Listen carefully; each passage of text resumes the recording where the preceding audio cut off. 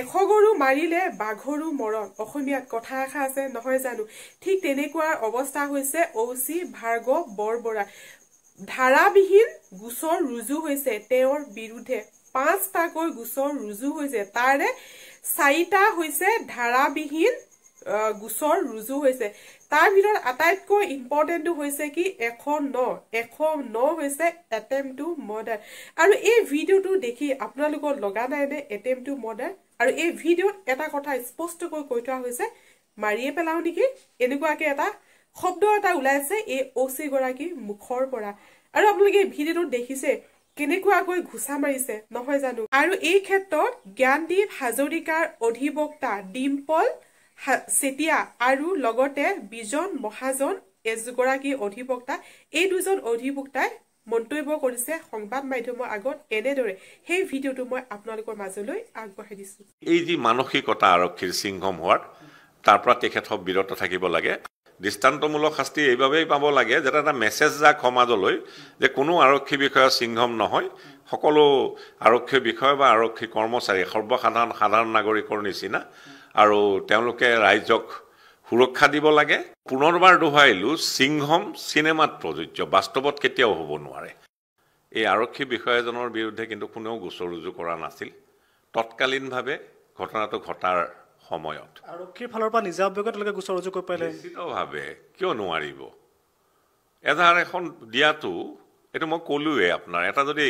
crime commit হৈ আছে তাক যদি কাৰোবাৰ দৃষ্টিগোচৰ হৈছে বা কৰ্ণগোচৰ হৈছে তেওঁক আৰক্ষীক নজনোৱাটো এটা কিন্তু অপৰাধ জামিনযোগ্য অপৰাধ হ'ব পাৰে কিন্তু এই নজনাটোৱে কি সূচায় যে ৰাজতন্ত্ৰ যেন আজিও চলি আছে সেইটো কেতিয়াও হ'ব নালাগে আৰু এই মই পুনৰবাৰ দোহাইলো সিংহম সিনেমাত প্ৰযোজ্য বাস্তৱত কেতিয়াও হ'ব নোৱাৰে গোচৰ দুই ধৰণৰ এটা কগনিজেবল এটা নন কগনিজেবল এই আৰক্ষী বিষয়াজনে যি আপোনাৰ যিদৰে ছাত্ৰজনক টানি আনিলে তাৰপিছতে মাৰপিট কৰিলে তাত এটা কগনিজেবল ধাৰা সন্নিৱিষ্ট হ'ব পাৰে এটা নন কগনিজেবল ধাৰা সন্নিৱিষ্ট হ'ব পাৰে যিহেতু এটা কগনিজেবল ধাৰা সন্নিৱিষ্ট হৈছে সেই ঘটনাটোৰ লগত হোৱা উচিত তেনে ক্ষেত্ৰত আৰক্ষীয়ে নিজাববীয়াকৈ গোচৰ ৰুজু কৰিব লাগিছে আৰু গোচৰ ৰুজু নকৰাটোৱে কিন্তু আইনৰ উলংঘন আৰু সেইবাবেই নিশ্চিতভাৱে ডিপাৰ্টমেণ্টেলি তেখেতৰ ব্যৱস্থাই যি ব্যৱস্থা চৰকাৰে লয় সেইটো ল'ব পেৰেলেলি এই ক্ৰিমিনেল প্ৰচিকিউশ্যনটো আগবাঢ়িব লাগে সঠিক দিশত তদন্ত যাতে তদন্তৰ অন্তত জামিনযোগ্য অপৰাধেই হওক বা জামিনযোগ্য অপৰাধ নহওক এইটো বিচাৰ্যৰ বিষয় নহয় তাৰ সুতদন্ত কৰি চাৰ্জশ্বিট দাখিলৰ জৰিয়তে যেতিয়া আসামী কাঠগড়াত উঠিব আদালতত বিচাৰৰ জৰিয়তে দৃষ্টান্তমূলক শাস্তি এইভাবেই পাব লাগে যাতে এটা মেছেজ যাক সমাজলৈ যে কোনো আৰক্ষী বিষয়া সিংহম নহয় সকলো আৰক্ষী বিষয়া বা আৰক্ষী কৰ্মচাৰী সাধাৰণ নাগৰিকৰ নিচিনা আৰু তেওঁলোকে ৰাইজক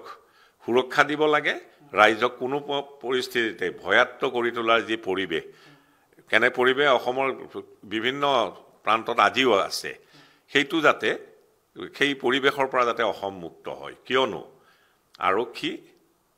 আমাৰ মাননীয় মুখ্যমন্ত্ৰীয়ে কৈ আহিছে যে ৰাইজৰ সহায়ৰ হকেহে কাম কৰিব লাগে ৰাইজক ভয়াত্ম কৰি তোলাৰ বাবে নহয় আৰু যি ঘটনা ঘটিছিল পাণবজাৰত মানে পাণবজাৰ আৰক্ষীয়ে যি ঘটনা সংঘটিত কৰিছিল সৰ্বত্ৰে ৰাইজে ধিক্কাৰ দিছে ইয়াৰ আইনগতভাৱে it has to reach its logical conclusion ট্ৰাইলৰ অন্তত যদি কোনোবাই দোষ কৰিছে নিশ্চিতভাৱে দোষীয়ে দৃষ্টান্তমূলক শাস্তি পাব লাগে এইভাবে যাতে এনে ঘটনাবিলাকৰ পুনৰাবৃত্তি নহয় পাণবজাৰত ঘটনা ঘটিল আজি আকৌ আপোনালোকৰ চতুৰ্থ স্তম্ভৰ জৰিয়তে আমি অৱগত হৈছোঁ সাধাৰণ নাগৰিক হিচাপে যে এগৰাকী মহিলা পুলিচ বিষয়া বা কৰ্মচাৰীয়েও এনে দুষ্কাৰ্যত লিপ্ত হৈছে আৰু তাৰ বাবে গোচৰো ৰুজু হৈছে এই যি মানসিকতা আৰক্ষীৰ সিংহম হোৱাৰ তাৰ পৰা তেখেতক বিৰত থাকিব লাগে আৰু নিশ্চিতভাৱে ভাল আৰক্ষী বিষয়াও আছে কৰ্মচাৰীও আছে কিন্তু বেয়াখিনিৰ সংখ্যা তাকৰ হ'লেও তেওঁলোকেহে শিৰোনামত দখল কৰিবলৈ সক্ষম হয় যাৰ জৰিয়তে পুলিচ যি বিভাগ সেই আৰক্ষী বিভাগৰ যি ভাৱমূৰ্তি সেইটো জনমানসত মান হৈ পৰে আৰু সেইবাবে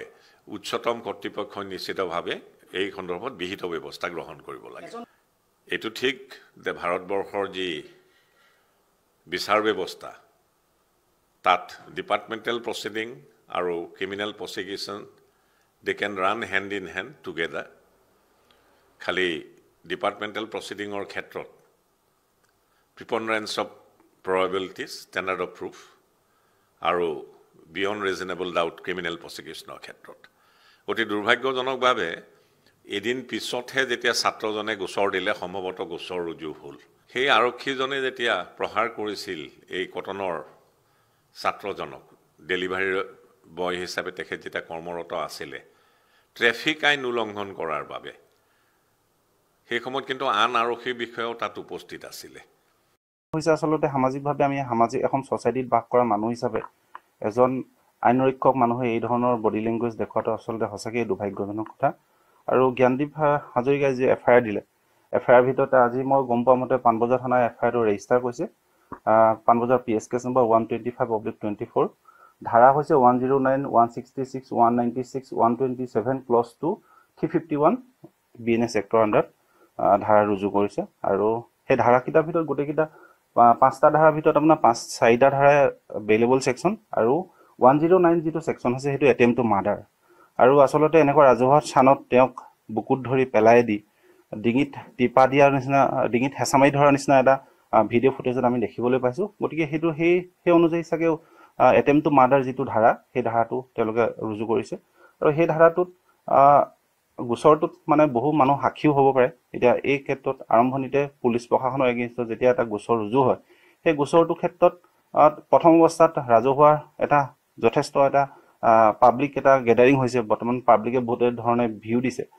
গতিকে সেই ধৰণৰ উপৰিও এটা প্ৰচিডিউৰেল ল ক্ষেত্ৰত যেতিয়া আহে প্ৰচিডিউৰেল এটা কথা আহে যে সাক্ষীবাদীও সেই ধৰণে কালেক্ট কৰিব লাগিব যিগৰাকী মহিলাই ভিডিঅ'টো কৰিছিলে তেওঁ এজন ভাল সাক্ষী হ'ব পাৰে আৰু ওচৰৰ যিমানকেইজন মানুহ আছিলে ঘটনাস্থলীত তেওঁলোকৰ সাক্ষী হ'ব পাৰে যে তেওঁক যে কি ধৰণে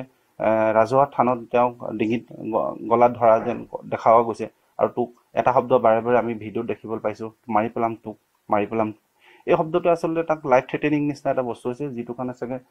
109 এটেম্প টু মাৰ্ডাৰ ধাৰাটো ৰুজু কৰিছে আৰু সেইটো ধাৰাত 10 বছৰলৈকে কাৰাদণ্ড হ'ব পাৰে গ্ৰেপ্তাৰ হ'ব পাৰে নেকি যেটো এটা নন বেলেবল ধাৰা লগোৱা হৈছে হয় জেনেৰেলি আমি যদি চাওঁ আমাৰ বিৰুদ্ধে যদি হ'লহেঁতেন তেতিয়া 7 বছৰ যিটো আৰ্নেষ্ট কুমাৰ জাজমেণ্ট থাকে 7 বছৰৰ তলৰ হ'লে তেওঁলোকে আগতে ফটিওৱা নটিচখন দিব পাৰে এতিয়া BNSSৰ আণ্ডাৰতো সেইটো নটিচ দিব পাৰে কিন্তু 10 বছৰৰ ওপৰ যেতিয়া হয় তেওঁলোকে সেইটো ধাৰাত গ্ৰেপ্তাৰ হ'ব পাৰে আইনী প্ৰক্ৰিয়াটো কেনেকৈ আগবঢ়াই লৈ যাব বুলি ভাবিছে আইনী প্ৰক্ৰিয়া আইনৰ কামটো কৰিব তেওঁলোকে এটা গোচৰ ৰুজু হোৱাৰ পিছত সেই গোচৰটোৰ ওপৰত তদন্ত চলিব তদন্ত চলোৱাৰ পিছত তেওঁক ষ্টেটমেণ্ট ৰেকৰ্ড কৰিব ষ্টেটমেণ্ট ৰেকৰ্ড কৰাৰ পিছত তেওঁ মেডিকেলৰ পৰা আদি কৰি যিখিনি প্ৰুফ পাব আৰু তাতো আকৌ আমি গম পোৱা মতে তাত সেই ঘটনাস্থলীৰ পৰা তেওঁক থানালৈ আনিও মাৰপিট কৰা হৈছে আৰু তাতে কিছুমান কথা এই ধৰণৰ কিছুমান কথা ক'বলৈ দিয়া হৈছে যাতে পিছত ঘটনাটো যাতে বেলেগ এটা ৰূপ নলয় সেই ধৰণৰ কিছুমান কথা কিন্তু ঘটনাটোৰ ক্ষেত্ৰত আমিও ৰাইজেও বহুত ধৰণে আমি যি ধৰণে ভিডিঅ' ফুটেজটো আমি এভিডেঞ্চৰি ভেলু কৰিব লাগিব আৰু বাকী যিকেইজন মানুহ আছিলে সেই ঘটনাস্থলীত তেওঁলোকে সাক্ষীবাদী দিব লাগিব আজি ভিডিঅ'টো মই এইখিনি আপোনালোকৰ মাজলৈ আগবঢ়ালোঁ আৰু চেনেললৈ যদি প্ৰথমবাৰ আহিছে চেনেলটো ছাবস্ক্ৰাইব কৰি ৰাখিব মই যিহেতু এনেকুৱা ধৰণৰ ভিডিঅ' আপোনালোকৰ মাজলৈ প্ৰস্তুত কৰোঁ তো ঠিক আছে ৰাইজ আজি ভিডিঅ'টো এটা সামৰণি মাৰিছোঁ পুনৰ লগ পাম নতুন এটা ভিডিঅ'ৰ সৈতে আজিলৈ বাই বাই